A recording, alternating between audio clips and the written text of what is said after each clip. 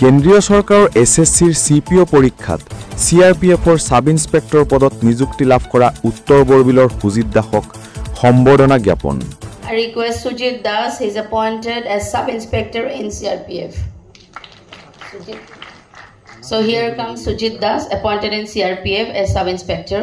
I request Karbi Anglong জিলাৰ উত্তৰ বৰবিলৰ নিবাসী তথা নিত্যলাল দাস আৰু বিষ্ণুপ্ৰিয়া দাসৰ কনিষ্ঠ সন্তান সুজিত দাসে কেন্দ্ৰীয় চৰকাৰৰ এছএছচিৰ চিপিঅ পৰীক্ষাত চিআৰপিএফৰ সাব ইন্সপেক্টৰ পদত নিযুক্তি লাভ কৰি কাৰ্বি আংলং জিলাৰ লগতে উত্তৰ বৰবিল অঞ্চললৈ গৌৰৱ কঢ়িয়াই আনিবলৈ সক্ষম হয়।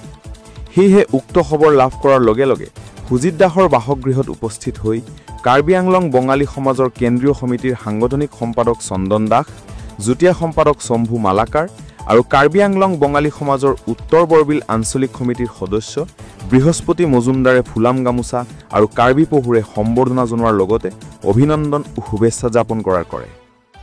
লগতে সুজিত দাসক সমাজৰ প্ৰতি দায়বদ্ধ হৈ সততা আৰু নিষ্ঠাৰে ৰাইজৰ সেৱা আগবঢ়াই যাবলৈ আহ্বান জনায়।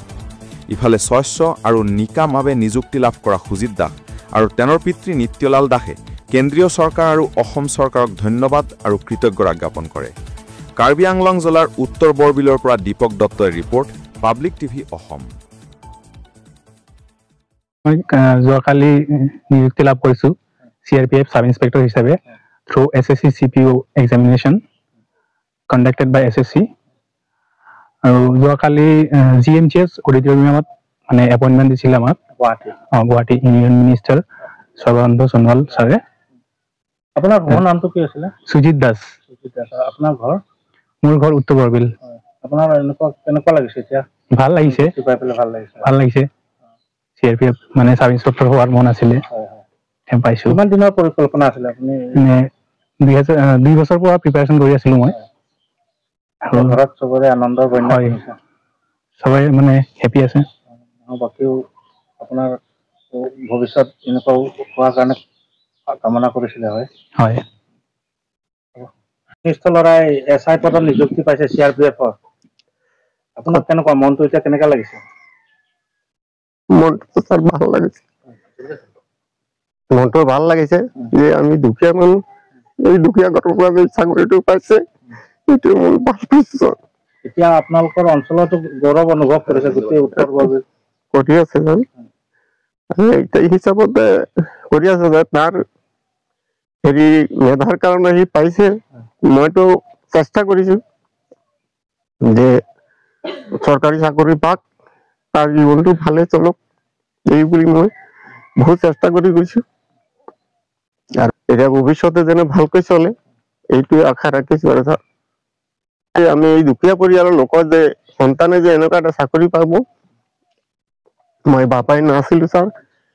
যেনেকৈ ধৰক ভাৰত চৰকাৰ তথা অসম চৰকাৰ তথা কাৰ্বি আংলং চৰকাৰক মই ধন্যবাদ জনাইছো যে মোক গৰীব পৰিয়ালতে ল'ৰাই যে চাকৰিটো পাইছে এইটো ভাল ছাৰ, বহুত আনন্দিত হৈছো।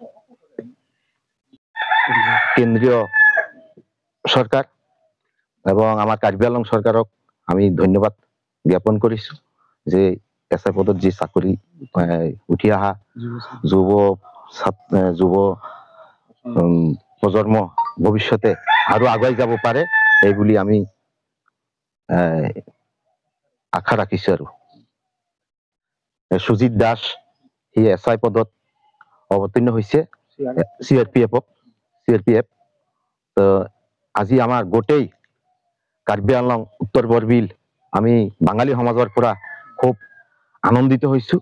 এইকাৰণে আমি আজি তাক এখন সম্বৰ্ধনা জনাবলৈ আহিছো, সম্বৰ্ধনা জনালো। ইমান দুখীয়া তাৰ দেউতা হাজিৰা কৰা মানুহ যে আজি ইমান কষ্টৰ মাধ্যমত যে তাক লেখাপঢ়া শিকাই আজি এইটো SI পদত যে নিযুক্তি পাইছে আমি বহুত আনন্দিত। ইয়াতে আমি ধন্যবাদ জনালো কাৰ্বি আংলং বাঙালী সমাজৰ পৰা।